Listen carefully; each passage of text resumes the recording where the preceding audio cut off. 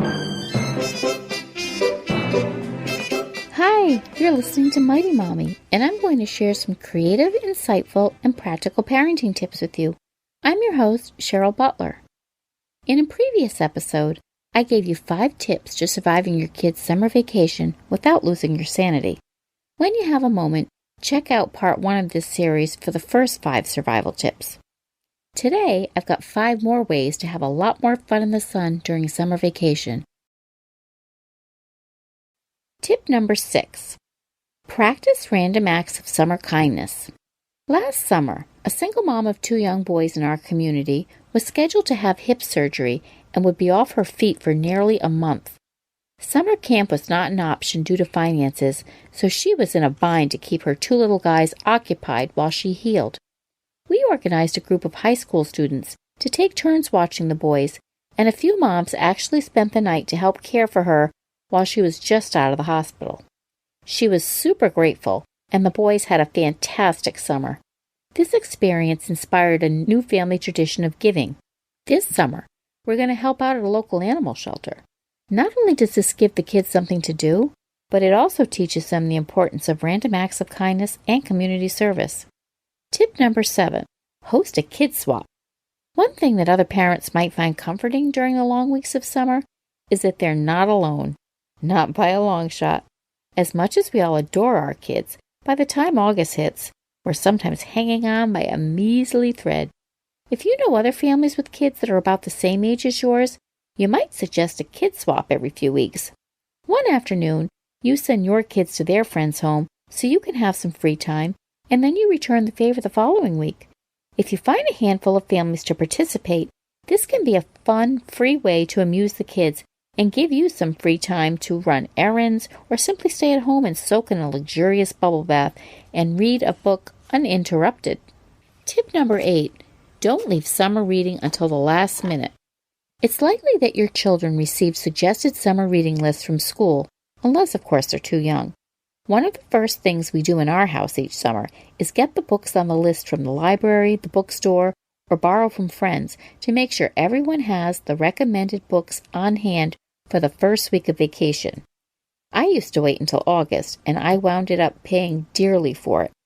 Either we couldn't find the books we needed, or one of my kids would undoubtedly not start reading until a couple of nights before heading back to school. Schedule in regular reading time during the week right from the get-go, and this includes for your tweens and high school students too. If reports need to be completed, see to it that those are done immediately after the book is finished. This sounds so simple, doesn't it? But for many families, it can be a nightmare. Be sure and let your kids see you reading this summer too.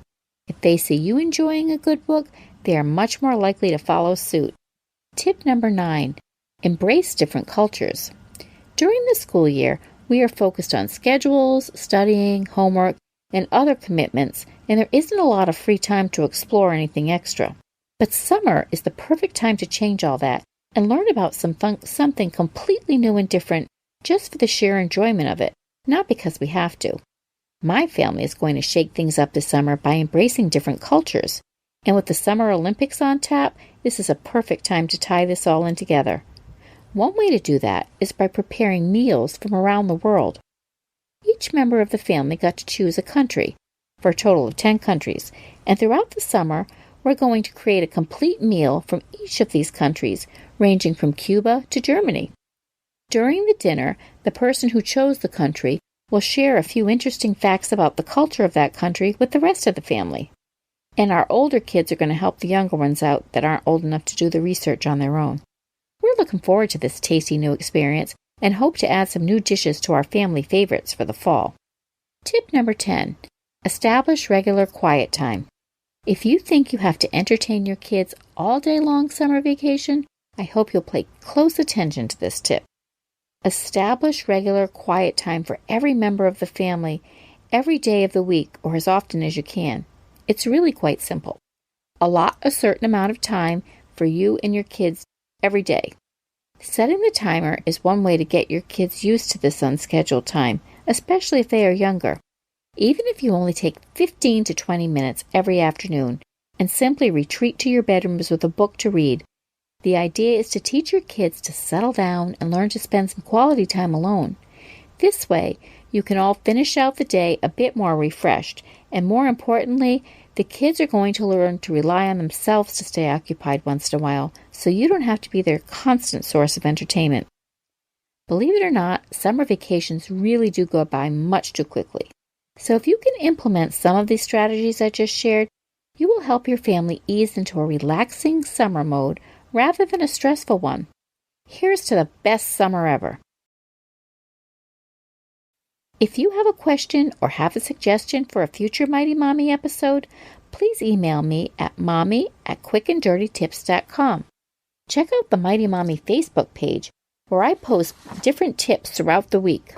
You can also follow me on Twitter at Mighty Mommy, or join Mighty Mommy on Pinterest.com, where you can visit all of my family-friendly boards. Hey, enjoy a wonderful summer with your family, and always happy parenting.